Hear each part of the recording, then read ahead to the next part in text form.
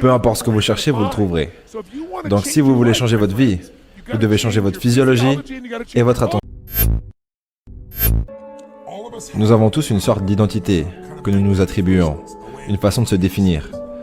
Et les êtres humains ne s'éloignent généralement pas de cette identité. Donc si vous vous considérez comme une personne conservatrice ou une personne timide, je sais de quelle façon vous bougez dans une certaine mesure. Je connais vos expressions faciales, vos mouvements, la façon dont vous utilisez votre corps. Et c'est lié au fait qu'en tant qu'être humain, notre besoin le plus profond est celui d'être cohérent avec la façon dans laquelle nous nous définissons. Si votre définition personnelle est « je suis dans une situation dans laquelle je suis… » Quel mot il utilisait déjà ? Timide. Dans ce cas-là, vous trouverez toujours une façon de vous mettre dans une position où vous allez être en retrait. La chose la plus rapide que vous puissiez faire pour changer votre expérience serait d'inventer un truc facile. Quelque chose simple comme effacer. Chaque fois que vous vous entendez penser « je suis timide », vous dites « effacer ». C'est une histoire SC. SC voulant dire système de croyance. Ce n'est qu'une histoire. Et quand vous vous racontez une histoire pendant une longue période, vous commencez à y croire. Et vous agissez comme tel. Quand vous n'arrêtez pas de vous dire que vous êtes timide, vous y croyez. « Oh, mais j'ai toujours été timide. » Jusqu'à ce moment. Faites quelque chose de totalement différent de ce que vous faites d'habitude. Devenez quelqu'un d'autre. Décidez qui est la personne la plus amusante, passionnée, extravagante que vous connaissez et agissez comme cette personne pendant 2 ou 3 jours. Et voilà ce qui se passera. Ça sera choquant, ça sera bizarre, ça sera différent, vous vous sentirez mal à l'aise. Mais après un moment, ça se renforcera. Par exemple, vous changez de coupe de cheveux ou vous changez quelque chose avec votre apparence, et des gens vous font des compliments. Et ces compliments vous donneront envie d'utiliser plus ces autres aspects de vous-même.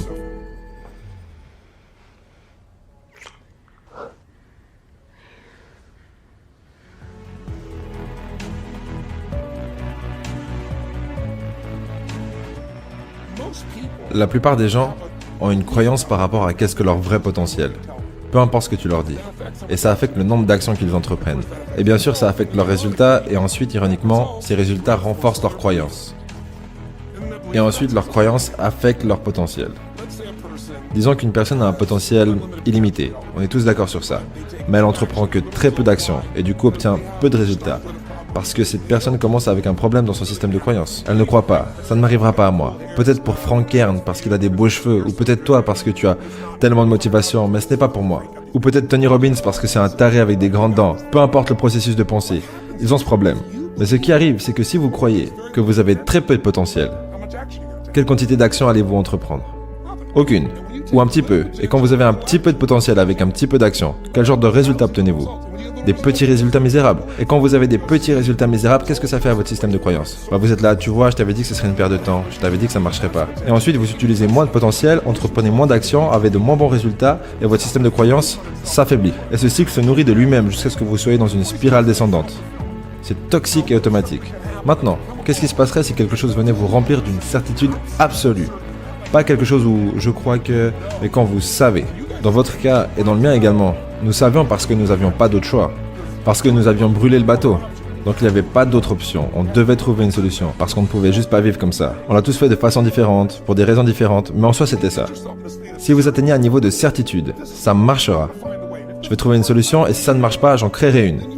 D'un coup, vous profitez de plus de potentiel.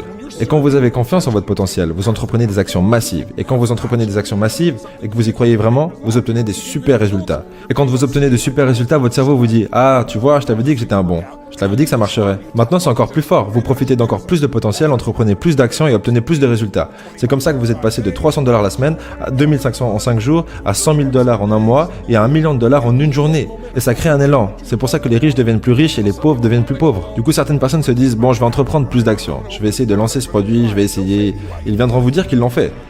C'est comme un vendeur qui toque aux portes. Et il toque à une centaine de portes et dit « Tu voudrais pas un de ces trucs là ? » Ouais, c'est exactement ça. Et même s'il ne le dit pas verbalement, son visage le dit. Parce qu'il ne croit pas vraiment que ça fonctionnera. Donc sa voix, son corps, son exécution est tellement faible. S'il parle à 100 personnes, une d'entre elles achètera par pitié. Parce qu'elle ne voudrait pas que ce pauvre vendeur meure de faim. Mais il n'obtiendra pas de bons résultats. Donc la différence fondamentale pour les gens, c'est comment est-ce que tu crées plus de certitude quand le monde qui t'entoure ne t'en donne pas. Tu sors, tu essayes, tu veux gagner $100 000 en une journée, mais rien ne fonctionne. Comment est-ce que tu fais pour ne pas abandonner ? La façon que j'ai utilisée est la façon que vous avez utilisée, et on ne l'a peut-être pas fait consciemment. On n'a pas changé notre potentiel, il était déjà là. Et ce n'était pas non plus d'entreprendre plus d'actions. Entreprendre plus d'actions sans conviction, ça ne marche pas. On a d'abord obtenu les résultats dans notre tête, ce qui nous a permis de se sentir certains, comme si c'était déjà arrivé. J'aimerais vous montrer ce que vous pouvez faire simplement avec votre attention. Je vais vous faire passer un test. Asseyez-vous droit sur votre chaise avec un peu d'énergie. Vérifiez que les personnes qui sont à côté de vous soient dans un bon état d'esprit. Si c'est pas le cas, vérifiez s'ils sont chatouillés. Ça pourra aider. Maintenant faites ça. J'aimerais que vous regardiez tout ce que vous pouvez voir dans cette pièce et trouvez tout ce qui est brun. Aussi vite que possible. Cherchez du brun, cherchez du brun, cherchez du brun. Regardez autour de vous, continuez à chercher du brun, cherchez du brun. Maintenant fermez vos yeux. Je vais vous faire passer un test. Avec vos yeux fermés maintenant. Criez haut et fort tout ce que vous avez vu qui était rouge. Si vous voyez beaucoup plus de brun que de rouge maintenant, dites yes. Ouvrez vos yeux. Maintenant, cherchez du rouge. J'aimerais que vous cherchiez du rouge partout. Cherchez du rouge, tout ce que vous trouvez qui est rouge. Cherchez du rouge, cherchez du rouge. Levez votre main si vous avez trouvé plus de rouge cette fois et dites aïe. Pourquoi est-ce que vous avez vu plus de rouge cette fois? Parce que cherchez et vous trouverez. C'est ça. Peu importe la chose sur laquelle vous vous concentrez, vous finirez par la trouver. Pour tout vous dire, vous finirez même par la trouver quand elle n'est pas là. Combien de personnes parmi vous avaient vu du bordeaux et décidé d'associer ça au rouge pour avoir une chose de plus à compter? Levez la main et dites aïe. Vous voyez, peu importe ce que vous cherchez, vous le trouverez. Donc si vous voulez changer votre vie, vous devez changer votre physiologie et vous devez changer votre attention. À part ça, à quelle vitesse est-ce qu'on peut changer ça? À quelle vitesse? En un claquement de doigts, dès que vous avez changé votre conditionnement. C'est tout ce que vous avez à faire. Et vous pouvez le faire rapidement. Vous pouvez le faire avec une question ou deux. Essayez ça maintenant. Posez-vous cette question dans votre tête. Quel élément dans votre vie, si vous le vouliez, de quel élément seriez-vous fier? Si vous voulez vous sentir fier, pas si vous vous dites non, je ne devrais pas être fier. Si vous vouliez vous sentir fier, de quoi seriez-vous fier dans votre vie aujourd'hui? Vos enfants, votre santé, votre corps, un problème auquel vous avez fait face au lieu de l'ignorer, vous l'avez attaqué et réglé? De quoi pourriez-vous être fier aujourd'hui? Si vous souhaitez vous sentir fier. Combien de personnes arrivent à trouver quelque chose? Et quand vous pensez à cette chose qui vous rend fier, quel est l'élément dans cette chose qui vous rend fier? Sur quel élément êtes-vous concentré pour être fier? Comment est-ce que vous respirez quand vous commencez vraiment à vous sentir fier? Quelle expression faciale apparaît sur votre visage quand vous vous laissez être fier? Qu'est-ce que ça vous fait?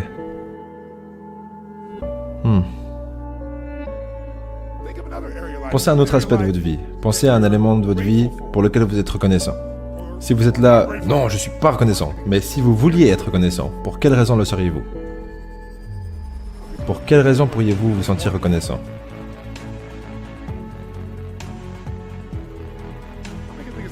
Combien parmi vous avez réussi à trouver une raison pour être reconnaissant? Levez la main. Qu'est-ce qu'il y a de spécial dans cette raison qui fait que vous vous sentez reconnaissant? Qu'est-ce que ça vous fait de vous sentir vraiment et profondément reconnaissant?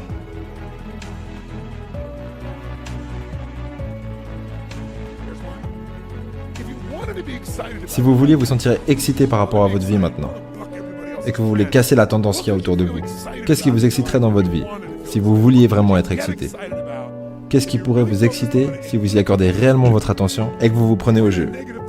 Si vous étiez dans une situation négative, qu'est-ce qui pourrait vous exciter si vous vouliez vraiment être excité? Qu'est-ce qui pourrait vous rendre enthousiaste? Combien parmi vous ici maintenant pensez à quelque chose qui vous rend enthousiaste? Dites aïe. Quand vous êtes vraiment surexcité à propos de quelque chose, quel est l'élément qui vous excite dans cette chose? Comment est-ce que vous vous sentez? Comment est-ce que vous parlez? À quoi ressemble votre vie?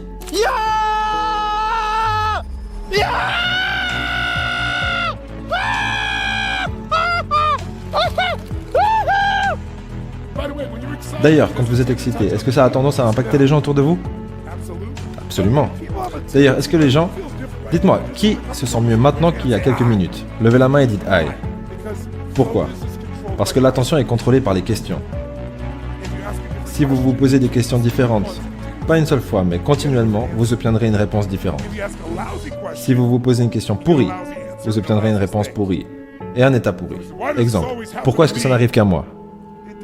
Ça n'arrive pas qu'à toi, mais le cerveau est comme un ordinateur. Posez-lui une question et il viendra avec une réponse. Parce que c'est tout ce que tu mérites, imbécile. Quelqu'un demande « Pourquoi je ne pourrais jamais être capable de perdre du poids ?» Tu peux perdre du poids, mais si tu continues à te répéter la question « Pourquoi est-ce que je ne pourrais jamais perdre du poids ?» ton cerveau vient et dit « T'es un porc ». Des questions pourries créent quoi? Des réponses pourries. Posez une meilleure question.